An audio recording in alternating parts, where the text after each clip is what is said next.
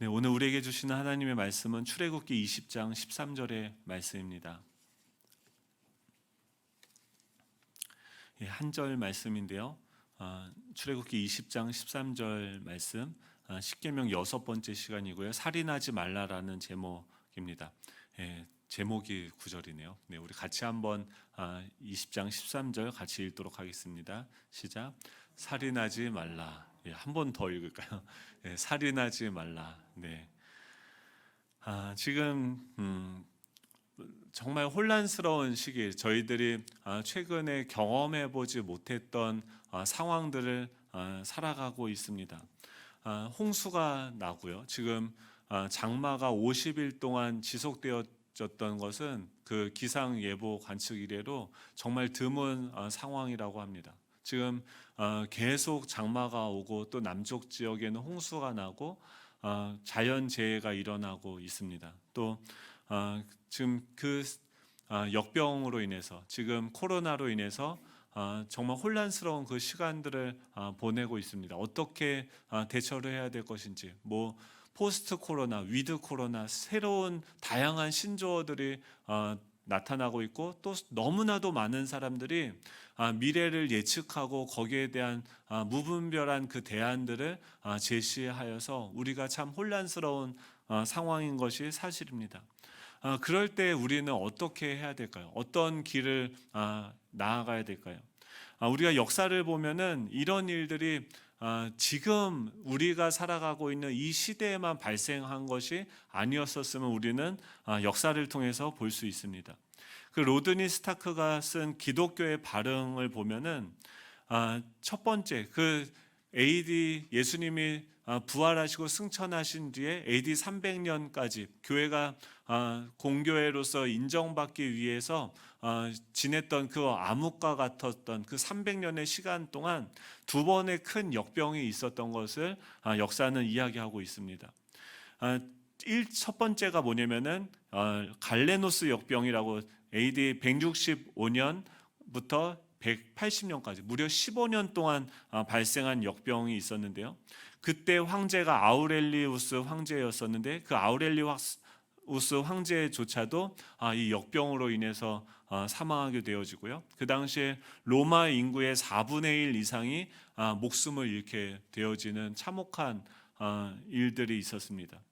두 번째로는 키프리나우스 역병이었는데 홍역이었습니다. 249년부터 262년 동안 13년간 발병이 되었었고, 로마시에서 하루에 5천 명이 죽었었고, 알렉산드리아라는 그 도시에서는 인구의 3분의 2가 사망하게 되어지는 그런 어려운 시간들을 초대교회는 통과했던 것으로 역사는 이야기하고 있습니다. 밖에서는 기독교를 향한 엄청난 핍박들이 있었고, 또 환경적으로는 이런 역병들이 발생하고, 그냥 지금 저희들 몇 개월 지난 것도 이렇게 힘든데 15년 동안, 13년 동안 두 차례나 그 역병이 발생하면서 인구의 3분의 2 이상이 죽게 되어지고 로마의 4분의 1 이상이 죽게 되어진 것, 밖에는 시체가 나뒹굴고 그 수없이도 많은 그 두려움과 공포, 모든 사회가 정지되어져 있던 그런 상황들을 이미 이 교회는 두 번이나 통과했던 그 저력이 있다라는 것이죠. 그랬을 때 우리가 무엇에 주목해야 됩니까? 그 상황들 속에 요한계시록은 어떤 말씀입니까? 그 핍박이 있고 수많은 교회들이 넘어져가고 또 고통받고 있는 것처럼, 배교가 일어나는 것처럼 눈에 보이는 그 현실 속에서 이 요한에게 계시로 임한 그 말씀을 통해서 보여진 현실은, 영적인 현실은 완전히 다른 것이었죠. 여전히 그 약해 보이고 순교를 당하고 피를 흘리며 죽어가고 있는 그 교회들 가운데 여전히 예수 그리스도는 어린 양으로서 그곳에 서서 교회 사이를 거니시면서 그 교회들을 다스리고 계시며 예배를 받고 있는 것을 그 요한계시록은 보여주고 있는 것입니다. 그 말씀을 통해서 그 고난이 오고 그 핍박이 올 때마다 교회는 눈에 보이는 현실에 반응하는 것이 아니라 눈에 보이지 않지만 그곳에 부활하셔서 만왕의 왕으로 다스리고 계시는 그 예수님께 반응함으로 그 당시에 수없이 많이 그 길거리에 버려진 그 시체들을요, 기독교인들이 먼저 나가서 옮기기 시작했고, 또 기독교인들이, 이방 종교들은 하지 못했던 일들을 기독교는 했습니다. 이방 종교들은 다 문을 닫고 다 회피하고 도망갔었는데, 기독교인들만이 그 역병을 맞서서 문을 열고 자신의 재물을 나누어 주고, 또 어렵고 소외된 사람들을 찾아가서 살리는 방식으로서 그 역병들을 맞이하였다라는 거예요. 예, 지금 우리에게 주어진 이 상황 속에서 우리가 해야 되는 그것도 무엇입니까? 우리가 움츠려들고 뭔가 이렇게 숨고 피하는 것이 아니라, 이 상황 속에서 하나님께서 어떻게, 하나님이 기뻐하시는 뜻이 무엇인지, 이것을 통해서 하시는 일들이 무엇인지 우리가 점검해보고, 또 그 하나님을 예배하는 방식으로 이 고난을 통과해내야 한다라는 것이죠. 그 당시에 종교는 두 가지 질문에 답해야 되는데, 왜 이런 재앙이 일어났는가 하는 재앙의 원인에 대한 설명이었고, 두 번째는 재앙이 어떻게 대응하는가에 대한 모범을 제시했기 때문에, 오히려 그 초대교회 그 300년의 어둠의 시간들을 통해서 이 기독교는 나중에 이 로마의 3분의 2 인구가 기독교인이 되어질 수밖에 없을 정도로 급격하게 성장을 했던 것을 우리는 볼 수 있습니다. 그 성장의 비결이 무엇입니까? 부활의 능력이 교회 안에 있다라는 거죠. 이 초대교회는요, 이 숙제를 잘 풀었어요. 이 시험 문제를 잘 풀었습니다. 지금 우리도 이 시험 문제가 우리에게 왔죠. 이 재앙의 원인이 무엇인가, 또 그런 재앙들을 우리는 어떻게 잘 대응해야 되는지 하나님께 물어봐야 돼요. 그때와 지금은 많이 상태가 다릅니다. 교회가 사회를 병들게 한다고 목회자를 재수감하라고 어제 국민청원이 올라갔고요. 또 종교의 탈을, 기독교를 종교의 탈을 쓰고 사회 안전을 해치는 존재로서 교회를 바라보고 손가락질을 하고 있습니다. 지금 그런 사회를 살아가고 있어요. 세상이 우리에게 뭐라고 댓글을 쓰냐면 기독교가 역병이라고 이야기를 하는 그런 시대가 되어졌다는 거예요. 왜 그런 손가락질을 당해야 되는지, 또 그 속에서도 왜 우리는 어떤 방식으로 이것을 대응해야 되는지 고민을 하지 않을 수가 없는 것입니다. 초대교회에서는 자신을 내려놓고 자신을 포기하고 자기 희생적인 모습으로 타인들을 살렸다고 한다면, 지금 교회가 보여줘야 될 그 모습들은 무엇입니까? 우리의 감정적인, 우리의 정서적인 만족과 우리를 충족하고 우리를 채우는 것에 집중하는 것이 아니라, 우리가 세상을 향한 그 신뢰를 회복하고 세상을 향해서 우리가 더 겸손하게 섬길 수 있는 그런 모습들을 우리가 적극적으로 찾아서 모색하고 그 길을 나아가야 되는 거죠. 이 십계명은, 하나님께서 우리에게 이 십계명을 주신 이유는 무엇입니까? 지금 이스라엘 백성들은 광야에 있어요. 이 광야는요, 길이 없습니다. 수도 많은 그 대안들, 그 방향들이, 그 길들이 사방에 널브러져 있어요.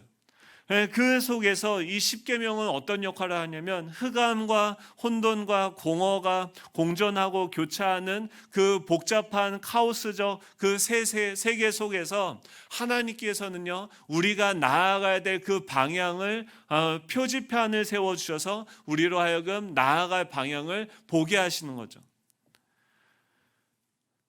만약에 여러분 도로를 가는데 신호등이 없고 표지판이 없으면 어떤 일들이 일어날까요? 수많은 자동차들이 속도를 내고 달려가는데 자기의 속도가 빠른지 느린지도 사람들은 알지 못할 거고, 또 이 빨간불이 도로에 신호등이 없다고 하면 서로 빵빵거리고 사고가 나고 무법천지가 되어질 것이죠. 이 십계명은 우리 인생에게 하나님께서 주신 그 표지판과 같습니다. 이 살인하지 말라라고 하는 것이, 이 명령이 없다고 하면은 우리는 왜 살인하면 안 됩니까? 라는 그 질문에 답할 이유가 없죠. 만약에 진화론에서 이야기하는 것처럼 우리가 그냥 그런 무생물에서 진화해서 이런 존재가 되어졌다고 하면, 죽고 나면 소멸해서 없어지는 존재에 불과하다고 하면, 왜 그 소멸을 가속하게 하는 그 살인을 해서는 안 됩니까? 인간의 존엄성이 그냥 그 정말 아무것도 아닌 그것으로부터 출발했다고 하면, 인간이 가치가 없는 존재라고 한다면 우리가 지키고 아끼고 하는 그 인간의 그 존엄성에 대해서 우리가 이야기할 수 있는 그 모든 근거가 사라지게 되는 거죠. 이 성경은 살인하지 말라라는 이 명령을 통해서 인간의 존엄성을 이야기하고 있고, 인간의 생명을 보호하시기 위한 하나님의 표지판을 우리에게 보여주는 거죠. 간음하지 말라는 명령을 통해서 가정을 지키기 위한 안전장치를 보여주셨고, 도둑질하지 말라라는 명령을 통해서 인간의 재산을 보호하기 위한 안전장치를 세워두셨고, 거짓 증거하지 말라는 그 명령을 통해서 인간의 인격을 보호하시는 거죠. 우리의 인생을 향해서 달려가는 인생의 그 도로 가운데 이 신호등과 안내 표지판을 세워야 돼요. 하나님이 가라고 할 때는 가야 되지만, 멈춰라고 빨간불이 켜지면 멈춰야 되는 거죠. 여러분들의 그 욕망을 향해서 달려가게 하는 그 마음의 경향을 멈출 수 있는 그런 신호등이 우리 가운데 세워지기를 간절히 소망합니다. 하나님께서 이 시간들을 통해서, 십계명을 통해서 우리 안에 신호등을 세우고 또 표지판을 세우고 경고등을 세우는 줄로 믿습니다. 속도가 빠르면요, 경고해야 돼요. 건널목이 오면 멈춰서 다른 사람들이 다치지 않을지 돌아봐야 됩니다. 어린이 보호구역에서는요 30km 이하로 속도를 줄여야 돼요. 왜 그렇습니까? 내가 원하는 대로 달려가는 것이 누군가에게 피해를 주고 누군가를 사망에 이르게 할 수 있는 그런 위험한 존재이기 때문에 우리에게 이 표지판이, 신호등이 필요하다는 것이죠. 오늘 우리에게 주시는 말씀은 무엇입니까? 살인하지 말라라고 하는 것입니다. 살인하지 말라, 이 말은 너무나도 분명한 말이죠. 이 말이 우리에게 제일 어려운 건 뭐냐면, 이 살인하지 말라는 말이 나에게 무슨 의미가 있는지 우리는 별로 이것이 나에게 나에게 해당되어지는 말씀이라고 생각하지 않는 그 어려움을 가지고 있는 구절인 거죠. 가장 큰 장애물은 살인은 나와 상관없는 단어라고 생각하는 것입니다. 여러분 살인을 안 하셨죠? 지난 한 주간 누군가 죽여보셨습니까? 주여, 네. 이게 생각보다 복잡합니다. 그러니까 살인이 무엇인가? 어떤 경찰이 죽을 힘을 다해서 도망치는 그 사람을 뒤쫓으면서 저놈 잡아라 라고 소리를 지르면서 쫓아가고 있었습니다. 그런데 마침 맞은편에 신부님이 걸어오고 있었는데, 그 쫓고 있는 그 범인을 그가 막을 수 있는데 그냥 도망치게 내버려두는 거예요. 그래서 결국 그 범인을 이 형사가 놓치게 되어지고 신부님에게 가서 따졌습니다. 아니 신부님, 어떻게 도대체 무슨 이유로 그 살인자를 그냥 도망치게 놔주셨습니까? 그러자 그 신부님이 이렇게 이야기합니다. 살인자라니요, 도대체 살인자가 무슨 뜻입니까? 라고 질문을 했습니다. 살인자가 누구긴요, 죽이는 사람이죠. 그렇군요. 그러면 죽이는 사람이라고 하면 도살장의 도축자를 말씀하시는군요. 말도 안 되는 소리 하지 마십시오. 살인자는 그게 아니라 다른 사람을 죽이는 사람이 살인자입니다. 그러자 그 신부님이 또 대답을 합니다. 그러면 전쟁터의 군인을 말하는 것이군요 라고 이야기합니다. 무슨 엉터리 같은 말씀을 하십니까? 살인자는 평화시에 남을 죽이는 사람이 살인자입니다. 그러자 신부님이 또 얘기합니다. 그럼 사형장에서 사형을 집행하는 공무원이 살인자군요. 그게 아니라 살인자는 자기 집에서 남을 죽이는 사람을 말하는 것입니다 라고 하자, 그제서야 신부님은 뭔가 이해했다라는 듯이 말했다고 합니다. 이제 내가 확실히 알겠습니다. 왜 진작 병원 의사가 살인자라고 말씀하지 않았습니까? 라고 했는데 이럴 반응인 줄 알았습니다. 썰렁할 줄 알았어요. 웃으라고 한 건데. 그러니까 천주교에서 이 교리를 설명할 때 사용하는 농담인데요. 이 살인하지 말라라는 이 계명이 얼마나 복잡한지를 알려줘요. 군인들은요, 그러니까 우리가 전쟁에서 살인은 가능할까요? 우리는 우리 아들을 군대에 보내서 군대 가서 총을 들면은 됩니까 안 됩니까? 누가복음 3장 14절에 보면 세례 요한과 군인이 대화를 합니다.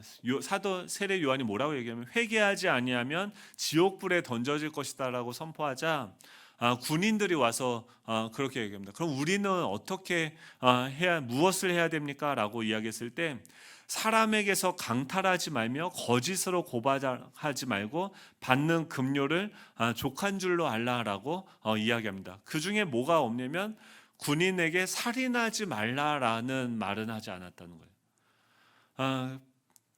왜냐하면은 군인을 통해서 더 큰 살인인 이 전쟁을 억제할 수 있기 때문에 군대가 필요한 것이죠. 낙태는 가능합니까? 불가능합니까? 법에도 예외 조항이 있죠. 낙태를 하면 안 되죠. 살인인 거죠. 그런데 성폭행을 당해서 원치 않는 그 임신을 당했을 때, 또 근친상간을 당했을 때, 또 장애가 발견되었을 때는 이 법에서도 예외 조항을 두어서 낙태를 허용하고 있는 것을 볼 수 있다는 거죠. 자살 문제도 마찬가지죠. 자살은 죄라고 성경에서 이야기하고 있습니다. 왜냐하면 생명의 주인이신 하나님의 자리에서 내가 생사 결정권을 갖게 되는 것으로서 명백한 죄라고 성경은 이야기하고 있습니다.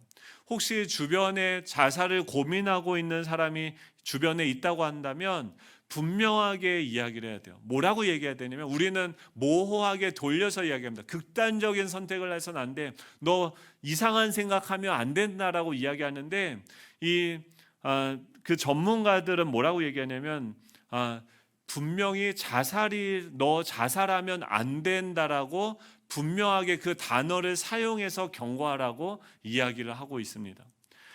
왜냐하면은 그것이 가장 그에게 경각심을 주고 자살을 예방할 수 있는 방법이다라고 이야기하는데 그런데 우울증과 같은 또 정신적인 질병으로 자살을 하는 경우들이 있어요. 질병으로 인해서 아파서 또 그렇게 자기의 통제가 안 돼서 선택을 하는 경우들은 어떻게 합니까? 무조건 지옥에 간다라고 이야기를 할 수 있습니까?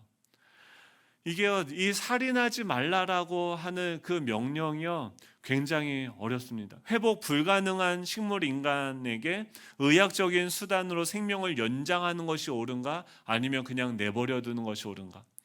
사형 제도는 어떠한가? 이 살인하지 말라라는 이 조항을요 구체적으로 들어가면 굉장히 복잡하고 어려운 문제인 것으로 볼 수 있습니다. 그런데 지금 다뤘던 이 내용들은요 다 그 어떤 열매들이고 격가지들인 거죠. 예수님은 거기다 한술 더 떠서 뭐라고 얘기하면 마태복음 5장 21절 22절인데요. 우리 같이 한번 읽어보도록 할까요? 자막을 준비했는데요. 마태복음 5장 21절 22절입니다. 같이 읽겠습니다. 시작. 옛사람에게 말한 바 살인하지 말라. 누구든지 살인하면 심판을 받게 되리라 하였다는 것을 너희가 들었으나 나는 너희에게 이르노니 형제에게 노하는 자마다 심판을 받게 되고 형제를 대하여 라가라 하는 자는 공회에 잡혀가게 되고 미련한 놈이라 하는 자는 지옥불에 들어가게 되리라.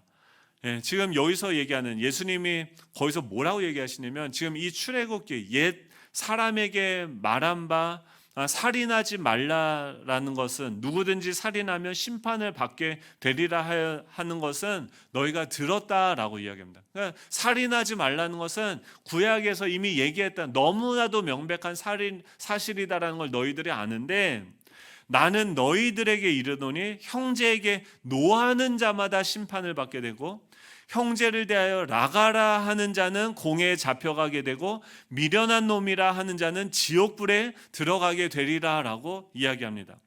지금 이 물리적인 살인, 간접적인 살인, 또 그들의 마음의 어떤 소망을 꺾어버리는 그들의 혼적인 살인을 뿐만이 아니라 지금 말로써 두 가지 영역에서 하는 거죠. 마음으로 형제를 향해서 노하는 것도 이 살인과 같다는 것이고 또 형제를 향해서 라가라고 하는 그 우리의 마음의 영역에서 또 이 언어의 영역에서 노하는 것 또 미련한 놈이라 라가라는 것은 뭐냐면 무가치한 존재라고 얘기하는 거예요. 쓸모없는 너는 쓸모없는 존재야라고 이야기하는 그것이 그 당시에 그렇게 심한 욕이 아니었어요. 근데 상대방을 폄하하고 그를 쓸모없고 무가치한 존재라고 그냥 이야기하는 것도 어떤 결과를 나타나냐면 심판을 받게 되고 공회에 잡혀가게 되고 지옥불에 들어가게 될 것이다라고 예수님이 해석을 하고 있다라는 거예요.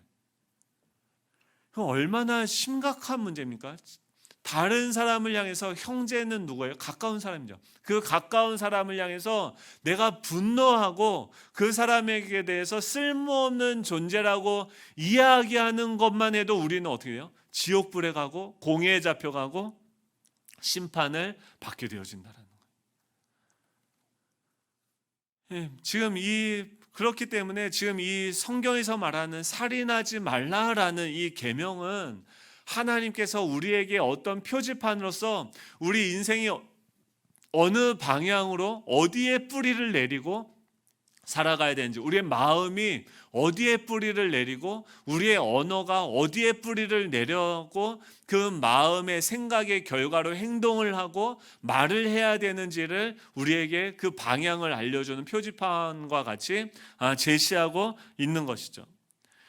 살인이라는 행동은 어디서부터 출발합니까? 이미 그 마음속에 그 상대를 미워하는 그 분노라는 그 뿌리로부터 출발하게 되어진다는 거예요. 사랑하는 성도 여러분, 여러분들의 그 마음의 이 정원은 어떻습니까? 제가 이번에 휴가를 갔다 와서 수요일날 왔어요. 수요일날 와서 본당에 들어오고 교육관에 들어갔는데 보니까 3일 동안 저희가 매일 문을 열었다가 닫았다가 환기를 시키고 뭐 하는데 3일 동안 그 환기를 안 시켰더니 곰팡이가 생기고 습기가 생기고 눅눅해지는 거예요. 그래서 나머지 3일은 곰팡이와 씨름하느라 보냈어요. 환기가 안 되면요. 영혼도 마찬가지예요. 영혼도 이게 닫혀서 환기가 되어지지 않으면 그 안에 습기가 차고 냄새가 나고 꿉꿉해지는 거죠.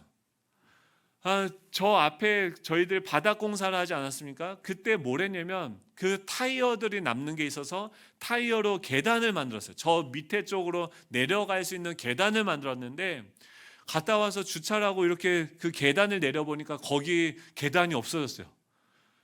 완전히 숯불로 다 덮였는데 그 숯불이 가시 잡초인데 어떻게 되게 그 겉에 가시들이 있더라고요.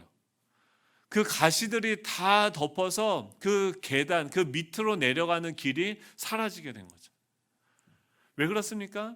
우리 마음이라는 그 정원에도 우리가 잘 다스리고 잘 관리하지 않으면, 이 정원을 그냥 내버려 두고 방치하면 우리 마음에서 잡초가 일어나고 자라가서 이 길이 없어지고 가시가 돋친 그 잡초로 말미암아 길을 걸어 하나님의 길이 사라지는 거예요. 우리의 영혼이 닫혀서 환기가 되어지지 않아서 그곳에 곰팡이가 피고 습기가 차고 냄새가 나게 되어지는 거예요. 이 마음의 상태가 어떠하느냐에 따라서 어디에 뿌리를 내리고 어떻게 그 생기가 환기가 되어지느냐에 따라서 그 마음이 어떻게 해요? 살인을 하는 열매를 맺을 수도 있고 생명을 낳게 하는 생명의 복의 통로로 쓰임 받을 수도 있다라는 거죠. 이 십계명은 무엇을 보여주는 거냐면 우리의 마음을 살피게 하는 그 엑스레이와 같은 거죠. 하나님의 진단 도구인 거죠. 우리의 삶의 방향을, 우리 안에 있는 보이지 않는 그 분노들을 드러나게 하고 그 우리 마음의 뿌리가 지금 어디로 향하고 있는지를 보여주는 거죠. 한자로 보면은 이 사람 인자가 어떻게 되어져 있습니까? 그림을 보시면은 사람 인자가 두 사람이 같이 의지하고 있는 것이 사람인 거죠.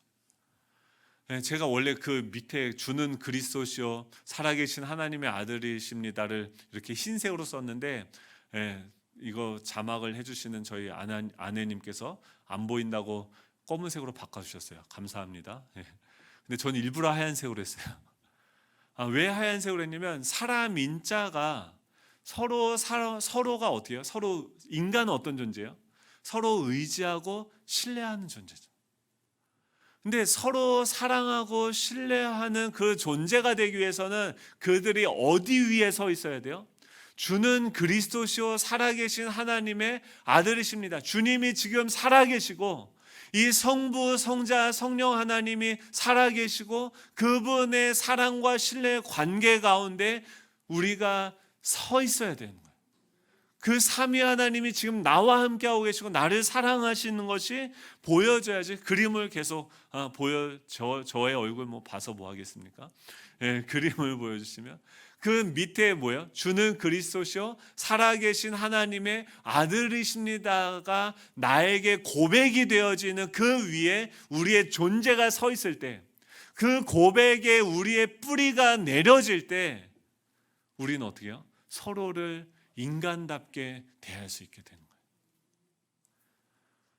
근데 언제 그 인간성이 파괴되어지고 분노가 일어나게 되어집니까? 그 다음 거 보시면 불화자예요. 불화자는 뭐냐면 분노가 뭐예요? 불이 나죠. 마음에 화가 생기죠. 왜 화가 생깁니까? 그 사람 인자에 마음 심자가 있는데 그 사람이 각각 자기의 마음을 주장하는 거죠. 그래서 내 생각대로 내 마음대로 되어지지 않는 것, 그 마음이 되어져야 되는데 그것이 되어지지 않을 때 우리는 어떻게 해요? 화가 나고 분노가 일어나게 되어지는 것입니다. 그런데 그 내 생각대로 되어지면은 그것이 잘 되는 거겠죠. 세상 사람들이 모든 사람들의 그 마음대로 하나님이 그 사람들의 기도대로 응답한다고 하면 벌써 세상은 멸망했습니다. 우리가 기억해야 되는 것은 뭐냐면 우리의 마음, 우리의 생각은 이 예전에 타락했던 그 옛 본성의 흔적들이 남아있기 때문에 우리의 생각과 마음은 계속해서 선한 영향력으로 우리를 이끌어가는 것이 아니라 사망의 곳으로, 누군가를 살리고 세우는 곳이 아니라 누군가를 죽이고 넘어뜨리는 방향으로, 상처를 주는 방향으로 나아가는 그 경향이 우리 안에 작동하고 있다는 것을 기억해야 되는 거죠. 이 세상은 어둠이에요. 그 어둠 가운데 무엇을 붙잡아야 됩니까? 하나님의 말씀을 붙잡아야 되는 거죠. 제가 지난주에 아내와 저희는 매주 싸웁니다. 여러분들도 싸우잖아요. 왜 저만 싸우는 것처럼. 근데 이거를 예화를 자꾸 이제 들려고 하면은, 그러니까 아내가 잘못됐다는 게 아니라 제가 뭔가 잘못됐다는 게 아니라 우리 실존이 그렇다는 거예요. 근데 싸우는 이유를 봐도 진짜 유치해요. 뭐냐면 저희가 지난 주일 저녁에 뭘 했냐면 이제 휴가가 시작이지 않습니까? 얼마나 기뻐요. 그러니까 우리가 치킨을 희생하면서 화목제를 드리려고 했어요. 우리가 가족들이 모여서 저 맛있는 집이 생겼어요. 치킨과 떡볶이를 같이 팝니다. 그래서 거기 가서 우리 세 아들과 함께 가서 치킨을 먹으며 우리가 화목을 도모하자 하고 갔어요. 그래서 치킨을 먹는데 제가 싫어하는 게 있어요. 뭐냐면 제 아내한테 계속 제가 얘기하는 건 뭐냐면 아이들이 잘 안 먹어요. 진짜 배가 불렀어요. 치킨을 안 먹어요. 제 사전에는 이해할 수 없는 건데 그 이해할 수 없는 걸 여러분들은 이해하시죠? 치킨을 안 먹을 수도 있는 거잖아요. 그렇죠? 근데 저는 그게 이해가 안 돼요. 그러니까 아이들이 안 먹는 걸 보면 화가 나고, 또 우리의 목적은 뭐예요? 이걸 먹고 화목하게 뭔가 아이들과 모든 사람들이 행복하게 이 휴가를 시작하자는 의미였는데 제가 먼저 화를 냈어요. 뭘 화를 냈냐면 애들이 치킨을 안 먹으니까 아내가 그걸 집어서 입에 먹여주는 거예요. 근데 저 아내는 어떤 생각이 있냐면, 제가 옳다라고 생각하는 것은 뭐냐면 이 아이들이 안 먹으면 굶어봐야 된다고 생각해요. 그래서 벌써 동의 안 하는 모습들 여러분 영상을 통해서 다 보입니다. 손가락질은 하지 마십시오. 그러니까 아이들이 치킨을 먹든지, 지금 생각해 보면 먹든지 안 먹든지 먹어봤자 뭐 뱃살이 더 나오겠죠. 그 기름 안 좋은 거. 근데 그거를 먹여주는 것은 저에게는 어떤 이미지가 형성이 되냐면 아이들의 자발성을 해친다라고 생각해요. 그래서 아이들이 성장을 할 때 내가 뭘 하지 않아도 누군가가 내 입에 자동적으로 넣어주니까 어려움이 생기고 고난이 오고 힘든 일이 생길 때도 누군가가 나에게 그냥 자동적으로 떠먹여 줄 것이다 라고 생각하는 것 때문에, 그래서 계속 먹여주면 얘네들은 끝까지 부모에게 의존하게 되어질 가능성이 크다라는 것이 저의 주장이에요. 근데 아내는 뭐냐면, 뭐 치킨 먹는데 그렇게 복잡하게 생각하냐는 거예요. 사랑하면 먹여줄 수도 있고 자기는 그걸 주면서 사랑을 표현하는 것이다라는 거죠. 근데 지금 이 아내의 말과 아내의 생각과 저의 생각, 여러분 저의 생각이 맞습니까? 아내의 생각이 맞습니까? 어떤 분은 저의 의견에 동의할 수도 있고 어떤 분은 아내의 의견에 동의할 수도 있겠죠. 근데 그러면서 지금 뭘 하고 있어요? 싸우고 있어요.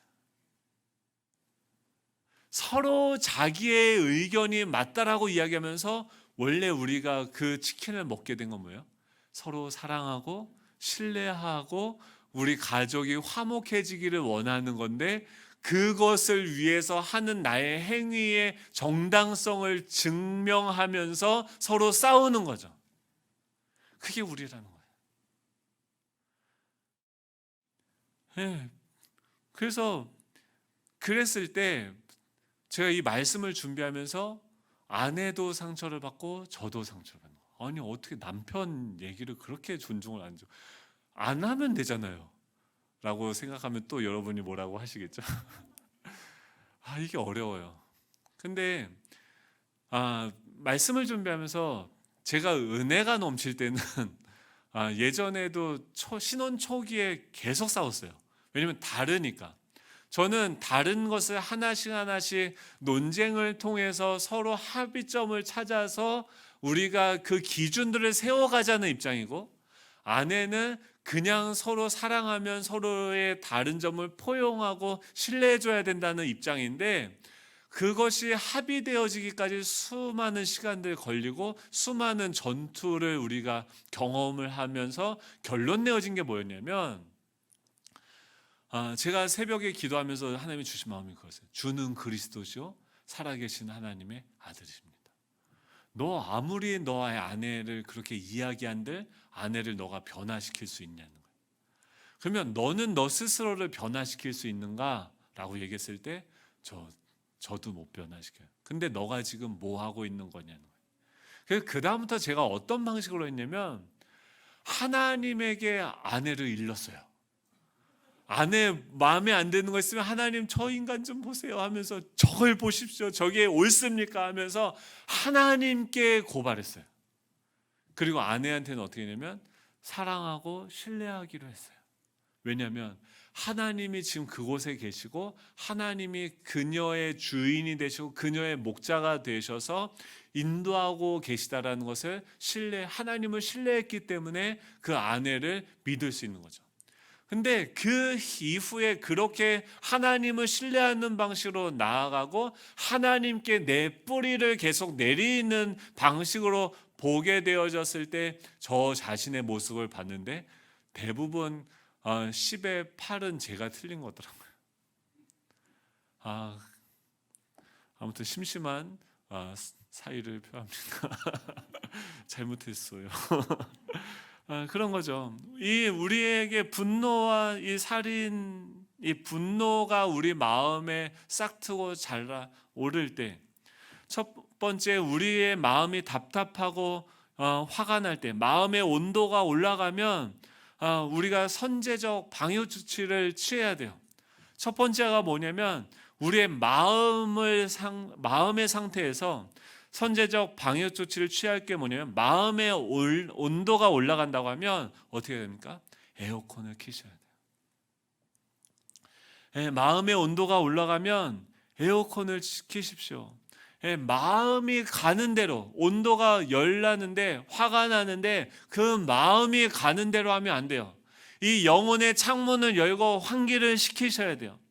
예, 잠언서 4장 23절에 보면 이렇게 이야기합니다. 왜 마음이 얼마나 중요하냐면 같이 읽어볼까요? 잠언서 4장 23절입니다. 시작. 모든 지킬 만한 것 중에 더욱 내 마음을 지키라. 생명의 근원이 이에서 남이니라. 예, 지금 뭐라고 얘기합니까? 모든 지킬 만한 것 중에 지금 우리가 마음을 지켜야 돼요. 체온계를 우리가 되면서 체온이 올라갔는지 낮은지를 점검하듯이 우리 마음의 체온기로 점검을 해야 돼요. 마음의 온도가 올라갔는지 낮아졌는지, 체온이 올라갔다고 하면 에어컨을 켜든 해열제를 먹던 그 온도를 떨어뜨릴 수 있는 환기를 시켜야 된다는 거죠. 이 마음의 온도가 올라가면 안 돼요. 마음의 이 분노가 그대로 있어서는 안 돼요. 왜 그러냐면 그 마음을 지켜야 돼요. 마음에서 생명의 근원이 이에서 난다라고 이야기합니다. 즉 마음의 뿌리가 하나님께로 박혀서 더 그 삼위 하나님의 사랑과 신뢰로부터 내 뿌리가 내려지고 거기서부터 공급이 되어진다고 하면, 하나님이 내 아내와 함께하고 계시고 내 자녀와 함께하고 계시고 하나님이 그들을 변화시킬 수 있는 능력이 있다는 것을 믿는다고 한다면, 그 하나님을 우리 삶 속에 우리의 영혼 가운데 살아계시다라는 것을 믿고 초청해야 돼요. 그게 뭐예요? 마음의 에어컨을 켜는 거예요. 두 번째는 잠언 25장 28절에 보면 자기의 마음을 제어하지 않는 자는 성읍이 무너지고 성벽이 없는 것과 같으니라. 지금 외적인 상황, 온도가 중요한 게 아니라 내 마음을 컨트롤할 수 있어야 된다는 거예요. 내 마음을 제어하지 못하는 자는 성읍이 무너지고 성벽이 없는 것과 같다는 거예요. 성벽이 없다는 건 뭐예요? 면역 체계가 다 무너진 것과 같다는 거예요. 내 마음을 컨트롤할 수 없다고 하면 모든 바이러스가 들어오는 것에 대해서 우리가 면역 반응을 일으키고 그것과 싸울 수 있는 준비가 되어지지 않는다라는 거죠.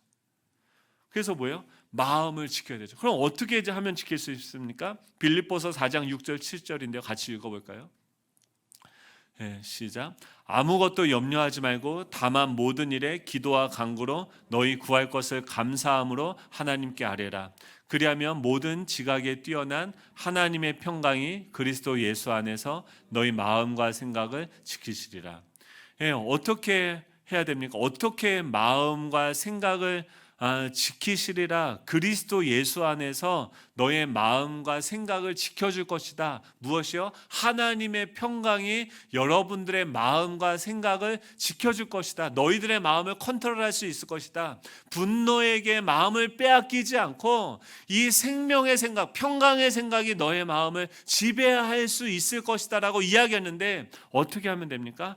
아무것도 염려하지 말라는 거예요. 그리고 다만 그 모든 일에 기도와 간구로 너희 구할 것을 감사함으로 하나님께 아뢰라는 거예요. 속상하고 화가 나고 하는 그 모든 것들, 염려되는 것들을 하나님께 감사함으로 아뢰라는 거예요. 그건 뭐냐면 믿음으로 하나님께 선포하라는 거예요. 하나님께 고백하라는 거예요. 하나님께 일르십시오. 하나님이 들으세요. 바로를 잃으니까 하나님이 들으시고 구원자를 보내시는 줄로 믿습니다. 그 바로 왕도 이기시는 하나님이세요. 감사함으로 하나님께 아뢰고 그 현장에 감사함으로 하나님께 아뢰는다는 거면 그곳에 하나님이 함께하고 계신다라는 것을 믿는 거예요. 그리고 그 상황보다 하나님이 크시다라는 것을 믿는 것이고, 하나님은 어떤 분이세요? 우리에게 복을 주시길 원하시고 우리를 지키시기를 원하시는 분이세요.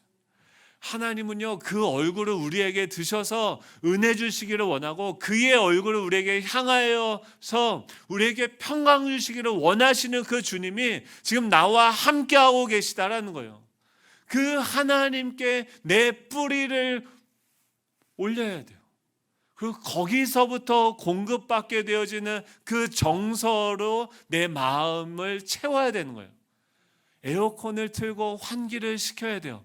내 안에 곰팡이를 사라지게 해야 돼요. 내 안에 있는 그 독버섯과 같이 자라는 그 분노의 씨앗들을 다 제거해 버려야 돼요. 락스를 뿌리면 곰팡이가 사라집니다. 예수 그리스도의 보혈의 능력으로 우리 마음의 곰팡이가 사라지게 될 줄로 믿습니다. 분노가 사라질 줄로 축복합니다. 우리의 마음 가운데 은혜와 평강이 날마다 다스려야 돼요.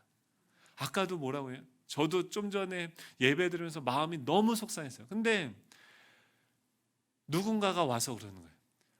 목사님, 옥수수가 자랐어요. 옥수수가 부쩍 자랐어요. 나가서 보니까 30cm는 자랐어요. 근데 며칠 전만 해도 폭우에 의해서 다 쓰러지고 넘어졌던 거였어요. 농사 망했구나 생각했는데 그들이 다시 일어나서 훌쩍 자라게 되어진 거예요. 지금 이 시간들 하나님이 살아계십니다. 이 코로나보다 하나님이 크십니다. 하나님은요 틀린 분이 아니세요. 하나님은 여전히 우리에게 복을 주시길 원하시고 우리를 지키시기를 원하세요. 그런데도 불구하고 이런 일들이 일어나고 수없이 많은 장소들이 있는데 유독 교회에서 이런 일들이 전파되는 사례들이 발생한다는 것은 하나님이 교회를 지금 수술하고 계시는 것을 믿으시기 바랍니다. 우리 안에 있는 잘못된 가라지와 같은 잡초와 같은 것들을 우리가 다 수술해야 돼요. 세상 사람들이 이야기하는 것을 아프지만 들어야 돼요. 그리고 우리 안에 있는 그 탐욕, 우리의 마음, 자기중심성을 향해서 가던 길을 멈추고 하나님께 돌아갈 때 하나님은 다시금 우리를 통해서 생명샘이 솟아나게 할 줄로 믿습니다. 첫 번째는 그 마음의 선제적 방역 조치가 이루어져야 된다고 하면 두 번째는 언어에서도 선제적 방역 조치가 이루어져야 됩니다. 지금 이 사람들에게 그 상대방이 짜증이 나니까 마음에 들지 않으니까 라가라고 했겠죠. 그냥 욕했겠습니까? 근데 그 라가라 할 때 뭐가 돼요? 심판이 임한다는 거예요. 이건 뭐예요? 정죄가 일어난다는 거예요. 지옥불로 들어간다는 거예요. 그 상대를 정죄하는 그 라가라 하는 너 라가야 너 쓸모없는 존재야 라는 그 말을 통해서 지옥불이 가서 그의 인생을 불태운다라는 거예요. 그 말이 내 입술을 통해서 내 혀를 통해서 나아가는 순간 내 안에서도 이 지옥불이 활활 타오르기 시작한다는 거예요. 지옥불이라는 게 뭐예요? 지옥은 뭐예요? 하나님이 계시지 않는 곳이 지옥이에요. 그 언어에 하나님이 보여지지 않는다고 하면 지옥불이 우리의 입술을 통해서 나아가는 거예요. 그것은요 내 영혼을 상하게 하고 상대방의 영혼을 살인하게 되어진 거예요. 그러면 어떻게 해야 됩니까? 유 메시지가 아니라 아이 메시지로 대화하라는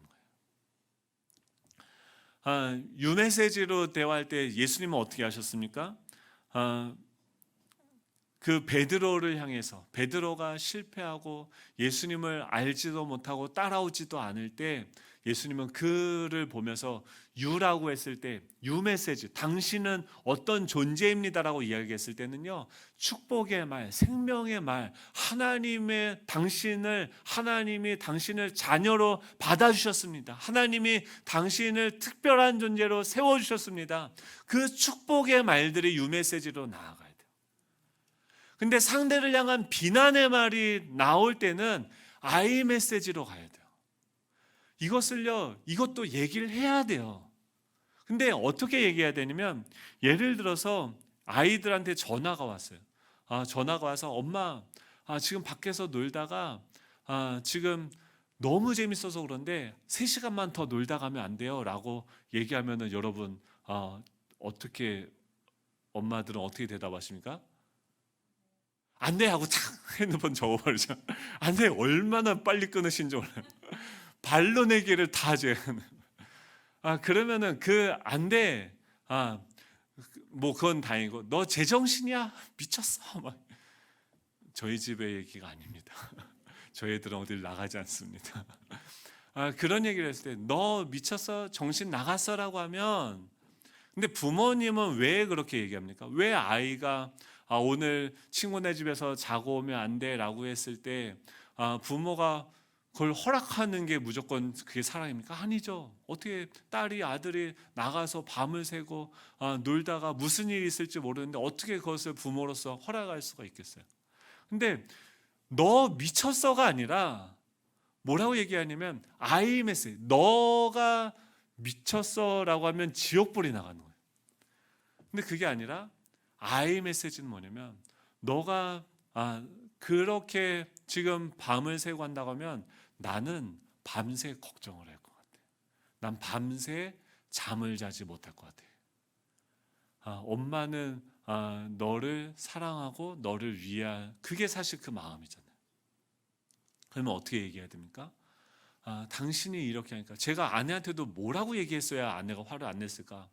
여보가 아이들을 그것을 치킨을 먹여주는 것이 나는 불편해. 왜 불편하냐면 아이들의 자립성이 폄하되어질까봐 나는 그것이 걱정이 된다라고 얘기했을 때, 그럼 아내를 공격하고 정죄하는 게 아니라 남편이 아이들의 자립성에 대해서 걱정하는구나로 듣게 되겠죠. 그러니까 우리가 말을 전할 때 그 상대방이 나의 언어가 어떤 방식으로 들려질지에 대해서 고민하고, 상당히 고민하고서 그 이야기를 신중하게 내뱉어야 된다는 거예요. 그 말은 어떻게, 야고보서에는 뭐예요? 불과 같다라는 거예요. 인생을 수레바퀴에 비유하는데 그 불에 따라서 불이 가서 그 인생이라는 수레바퀴를 활활 다 태워버리고 소멸시킬 수 있는 그 위험을 가진 것이 우리의 혀라는 것이죠. 그렇기 때문에 이 살인하지 말라라는 그 계명 가운데 인간의 존엄성, 그의 존재를 인정하고 살리는 존재가 되라고 하는 말은 우리의 마음을 잘 컨트롤해야 될 뿐더러 무엇을 컨트롤해야 됩니까? 우리의 언어를 컨트롤해야 된다는 거예요. 축복의 언어를 내뱉는 우리 자녀들을, 또 우리 주변에 있는 사람들 축복하는 저와 여러분이 되기를 간절히 소망합니다. 아까 뭐라고 했어요? 잘 되고 있습니다. 선포하는 거예요. 한번 따라해 볼까요? 잘 되고 있습니다. 잘 되고 있어요. 하나님이 지금 일하고 계시기 때문에 잘 되고 있는 거예요. 예수님이 얼마나 믿음이 좋으시냐면 베드로한테 뭐예요? 너가 요한의 아들 시몬이니 장차 게바가 될 것이다라고 축복하셨어요. 예수님을 알지도 못하고 따르지도 못하고 여전히 옛사람의 습성대로 살아갔는데, 예수님이요 얼마나 믿음이 뛰어나시냐면요, 이 베드로가 자기를 배신하고 자기 먹고 살겠다고 자기 원래 옛 직업으로 돌아간 그곳까지 찾아오셔서 뭐라고 하냐면, 내가 너를 사랑하고 내가 너에게 내 양을 맡긴다라고 말씀하세요. 그게 뭐예요? 주님이세요. 주님이 베드로를 믿었을까요? 아니에요. 베드로와 함께하고 계신 그 성령님을 믿으신 거예요. 우리 또 이 축복을 할 때 그 영혼들이 살아나는 줄로 믿습니다. 살리는 말을 하셔야 돼요. 마지막으로 세 번째 선제적 방역 조치, 세 번째는 뭐냐면 이 분노의 에너지요. 이 활활 타오르는 누군가를 살인하려고 하는 그 에너지를 어떻게 해야 됩니까? 살리는 긍정의 에너지로 변환시켜야 된다라는 거예요. 그것은 뭐냐면 이 사도행전 1장 8절에 뭐라고 하면, 오직 성령이 너에게 임하시면 너희가 권능을 받고 예루살렘과 온 유대와 사마리아와 땅끝까지 이르러 내 증인이 되리라 하시니라 라고 얘기해요. 우리의 마음이 변하고 우리의 언어가 변화되어질 수 있는 그 능력이 어떻게 임할 수 있습니까? 오직 성령이 우리에게 임하여야지 우리의 마음이 살아나는 거예요. 우리의 언어가 변화되어지는 거예요. 성령은 무엇을 하십니까? 우리 가운데 계시는 그 초대교회의 핍박과 그 박해가 있는 그 상황 가운데 성령님이 임하니까 그 교회들 가운데 거니시는 예수 그리스도의 모습이 보여지는 거예요. 그 상황에서도 내 마음이 살아나는 거고, 그 상황 속에서도 하나님의 말씀을 요한은 선포할 수 있었던 것입니다. 어떻게요? 오직 성령이 우리에게 임하시는 공동체가 되기를 축복합니다. 우리의 이 분노의 에너지를 성령의 에너지로 바꾸기를 축복합니다. 화가 나고 막 미칠 것 같은 그 에너지의 방향을 틀어서 하나님께 나아가시오. 하나님께 부르짖으십시오. 하나님께 감사하며 여러분들의 구할 것을 하나님께 기도와 간구로 아뢰십시오. 하나님의 다이너마이트와 같은 그 능력의 말씀이 여러분들에게 임할 줄로 믿습니다. 이번 저희들이 이 영상 예배로 전환했지만 이 한 주간 혹은 두 주간의 이 시간들을 이 분노의 에너지, 이 절망의 에너지, 이 염려의 에너지를 긍정의 에너지로 바꾸는 시간들로 사용하기를 간절히 소망합니다. 각자의 자리에서 기도하시기 바라요. 기도의 시간들. 지금이 너무나도 좋은 우리의 영적인 점수를 새겨볼 수 있는 좋은 시간입니다. 여러분, 정말 우리가 다 떨어져 있지만 내일 원하시면 새벽 예배를 그 온라인으로 드릴 수도 있을 것 같아요. 그러면은 그 장치가 된다고 하면 그 시간에 여러분 각자의 자리에서 저희들이 아무도 보지 않는 그 골방에서 여러분들의 문제의 그 핵심인 그곳에서 여러분들이 이 분노의 에너지를, 절망의 에너지를, 사망의 에너지를 긍정의 에너지로 바꾸는 그 기도의 역사가, 이 성령의 기름 부으시는 그 역사가 여러분들이 있는 그곳에서부터 전환되어지기, 변환되어지기를 간절히 소망합니다. 저희들이 아무것도 안 하는 게 아니라 이 세상을 위해서 우리가 기도해야 돼요. 성령의 능력이 우리에게 필요합니다. 우리의 마음의 변화가 필요합니다. 우리의 언어의 변화가 필요합니다. 선제적인 이 방역 조치를 통해서 이 코로나라는 바이러스를 우리가 없애듯이 이 세상에 오는 그 사단의 그 괴계와 맞서 싸워 승리할 수 있는 전투하는 교회가 되기를 간절히 소망합니다. 우리 이 찬양할 텐데요. 처음에 왔을 때 교회에 왔을 때 이 찬양 많이 했었죠. 예전에 이 개척하기 전에 그때 불안하면서 정말 어떻게 이 개척이 진행이 되어지고 했을지 그 예수양남교회에서 모여서 준비 기도할 때 이 꽃들도 찬양을 참 많이 불렀습니다. 근데 그때 어땠습니까? 어떻게 정말 이 절망적인 그 현실 가운데, 눈에 보이지 않는 그 현실 가운데, 어둠 가운데 앞으로 어떻게 이게 진행이 되어질지 두려워서. 근데 지금 보십시오. 이 예배당을 보세요. 얼마나 아름다워졌어요. 얼마나 교회 밖에도 보세요. 식당이 생기고 길이 생기고 바닥이 바뀌고 사람들이 모여서 이 코로나가 있는 상황에서도 영상으로 예배를 드릴 수 있는 이 설비들이 갖추어졌어요. 얼마나 감사합니까? 하나님은요 한 번도 우리를 버린 적이 없어요. 하나님은 한 번도 우리를 떠나신 적이 없는 줄로 믿습니다. 그럼에도 불구하고 우리에게 이 아픈 현실이 찾아온다고 하면 그것은 우리를 살리기 위한 하나님의 손길인 줄로 믿습니다. 하나님, 이 수술을, 이 고통의 시간들을 우리가 잘 감당하고 버티고 그 생명을 붙잡고 이겨낼 수 있게 하여 주십시오. 하나님, 이 생명샘이 우리 가운데 솟아나게 하여 주십시오. 하늘이 열리고 하나님의 영광을 보여주는 그 교회가 우리가 되게 하여 주십시오. 다시 세상의 유일한 소망이고 세상의 유일한 희망인 교회가 되게 하여 주십시오. 우리 그 마음으로 기도하는 마음으로 우리 다 같이 일어나셔서 이 찬양하고 기도하며 나아가도록 하겠습니다.